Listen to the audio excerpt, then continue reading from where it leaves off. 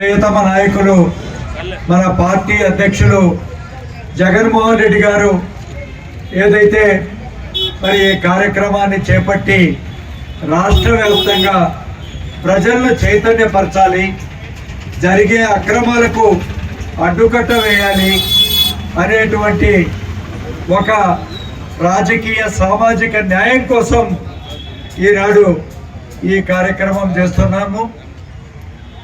ఇప్పుడే కాదు, ఎక్కడ అన్యాయం జరిగినా కూడా జగన్మోహన్ రెడ్డి గారు మరి తను అధికారంలో ఉన్నప్పుడు ఏ విధంగా ప్రజలకు పేద ప్రజలకు అన్ని వర్గాల ప్రజలకు మేలు చేశారో ప్రతిపక్షంలో ఉన్నప్పుడు కూడా మనం చూసాం.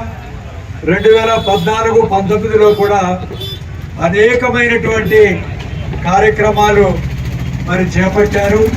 ప్రభుత్వానికి వ్యతిరేకంగా పెద్ద ఎత్తున మరి నిరసన కార్యక్రమాలు ఇవన్నీ కూడా జగనన్న చేపట్టినటువంటి విషయం ఈ సందర్భంగా మీ అందరికీ కూడా నేను గుర్తు చేస్తున్నాను. ఎందుకంటే ఒక నాయకుడు, ఒక పార్టీని నడిపించేటువంటి ఒక నాయకుడు ఎలా ఉండాలి అని చెప్పి మనం జగనన్న నుంచి ఖచ్చితంగా నేర్చుకోవాలి.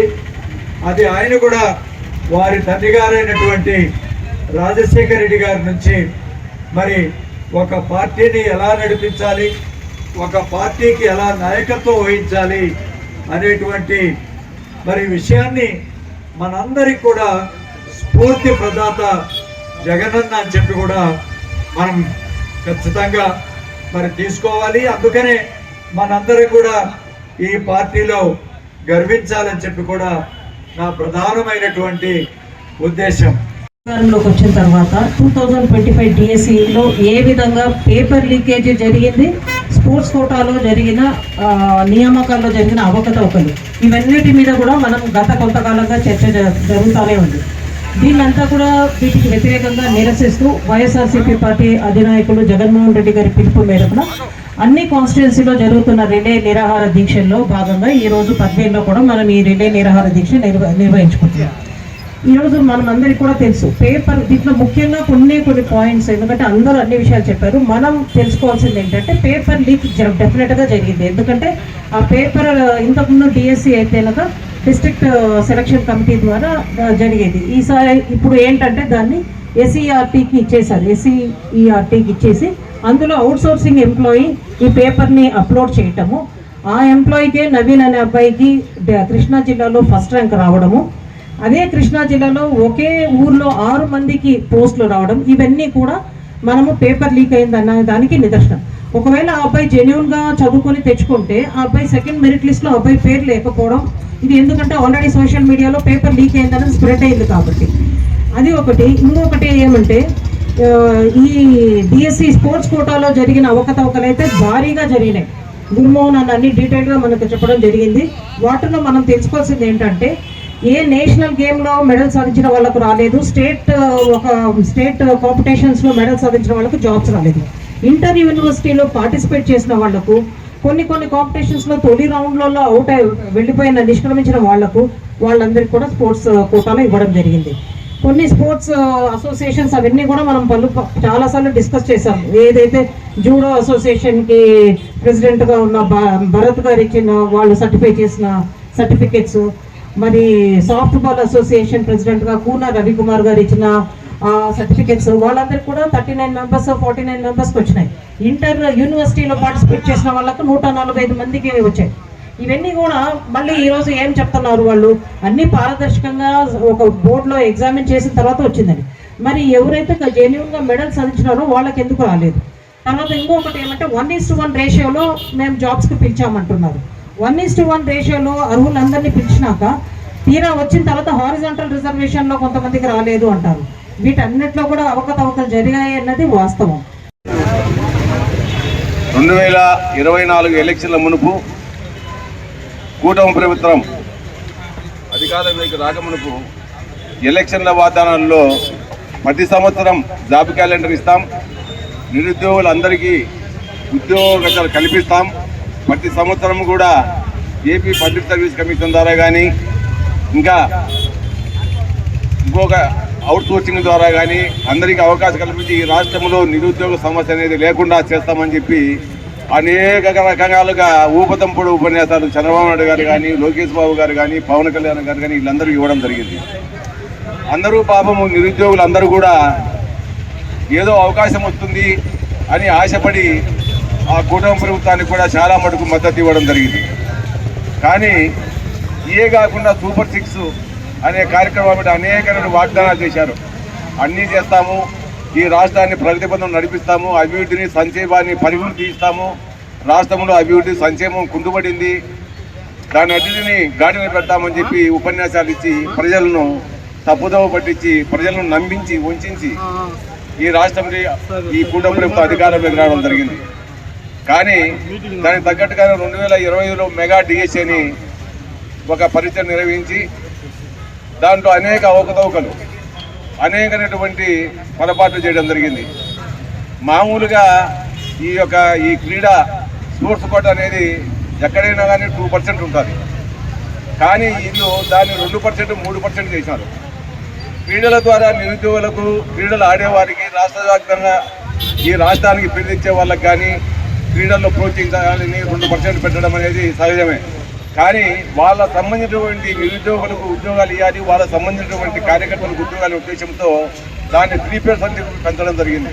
ఎక్కడా లేదది. ఆక్రమణల మీద మన పార్టీ ముఖ్య నేత వైఎస్ జగన్మోహన్ రెడ్డి గారి పిలుపు మేరకు ఈరోజు ఇక్కడికి విచ్చేసిన మన బద్వేల్ నియోజకవర్గ అబ్జర్వర్ మల్లికార్జున రెడ్డి గారికి, అలాగే ఎమ్మెల్సీ గోవిందరెడ్డి గారికి, మన ఎమ్మెల్యే సుధమ్మ గారికి, ఇక్కడికి విచ్చేసిన నియోజకవర్గ నలుమూలల నుంచి విచ్చేసిన ప్రతి పార్టీ కార్యకర్తలకి, ముఖ్య నాయకులకి అందరికీ చేతులెత్తి నమస్కారాలు.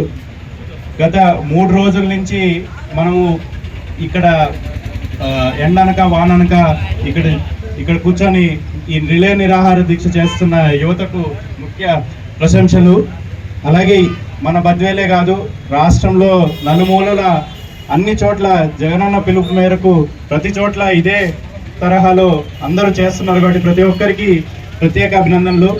అలాగే చూస్తే మనము కొన్ని చోట్ల బాపట్ల కానీ అక్కడ కానీ ఇంత శాంతియుతంగా చేసే ఈ కార్యక్రమం మీద కూడా టీడీపీ నేతలు కానీ కొంతమంది వచ్చి టెంట్లు తీసేయడము, ప్రతి ఒక్కరి మీద అది చేయడం అనేది ఒక చట్టవిత్యం కానీ అది అక్రమం అని సభాముఖంగా తెలియజేస్తున్నాను. మనం దాదాపు 1 సంవత్సరం కానీ 2 సంవత్సరాల క్రితం కానీ నేపాల్లో ఇలాగే జెన్జీ అందరూ కలిసి మొత్తం ప్రభుత్వాన్ని దించేశారు.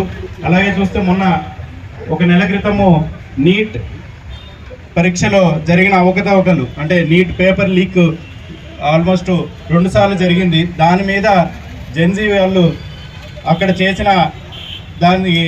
చేసిన ఈ నిరాహార దీక్ష కానీ అక్కడ చేసిన దీక్ష వల్ల ప్రధానమంత్రి నరేంద్ర మోడీ గారే దిగివచ్చి మన దేశ మంత్రి అయినటువంటి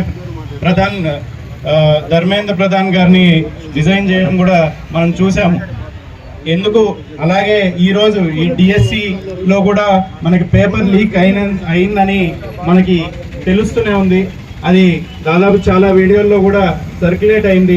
అది కానీ దాని మీద ఒక విచారణ కానీ ఒక డిస్కషన్ కానీ ఎవరు చేయకుండా ఈరోజు దాన్ని అలాగే నొప్పిపెట్టి వాళ్ళు చేయడం అనేది ఒక దారుణం. అందుకనే మా పార్టీ ఈరోజు జగనన్న పిలుపు మేరకు ఆ డిఎస్సిలో జరిగిన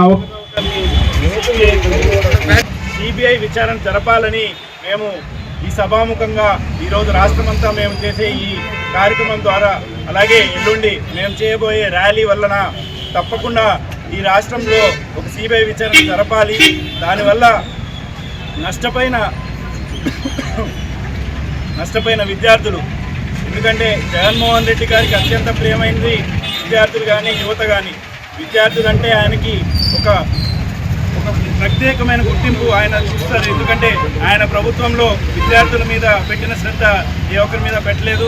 మీరు చూస్తే పాఠశాలలు కానీ, ఒక విద్యా దీవెన కానీ, వసతి దీవెన కానీ ప్రతి ఒక్కటి ఆయన కల్పించి ఆయన ఈరోజు చూశారు. కాబట్టి విద్యారంగం అనేది ఒక విధంగా మనము చూడగలిగాం గత 5 ఏళ్లలో. అదే విద్యా వ్యవస్థని ఈ 2 ఏళ్లలోనే ఈ కూటమి ప్రభుత్వం మొత్తం నిర్వీర్యం చేసింది.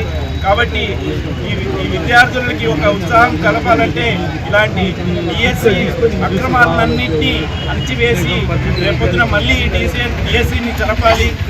ఒక సిబిఐ ఎంక్వైరీ చేస్తే కానీ మనకి ఇందులో జరిగిన స్కామ్ కానీ ఏది బయటికి రాదు. ఎందుకంటే ప్రశ్న పేపర్ సృష్టించిన అతనికే ఆల్మోస్ట్ మొదటి ర్యాంక్ వచ్చింది, అది కూడా మీరు చూసే ఉంటారు.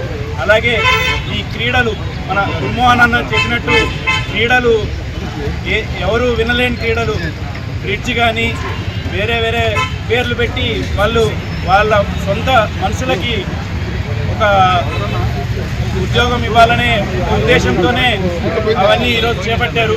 కాబట్టి తప్పకుండా బ్రిడ్జ్ అంటే మనము పేకాట అని చాలామంది కూడా చెప్పారు. పేకాట రాయలు కూడా ఇప్పుడు మనకి రేపొద్దున ప్రభుత్వం నడుపుతారు, రేపొద్దున ఉద్యోగాలు చేస్తారు. ఆల్రెడీ మనం చూస్తూనే ఉన్నాం ఈ 2 ఏళ్లలో లంచగొండితనం అనేది ఎలా మితిమీరిపోయిందో. రేపొద్దున మనకి ఎలా ఉంటుందో మీ ఊహలకే అందేలా చూస్తాం. కాబట్టి ఇవన్నీ తప్పకుండా మనము అరికట్టాలంటే ప్రజలే ఈ కూటమి ప్రభుత్వానికి బుద్ధి చెప్పాలి.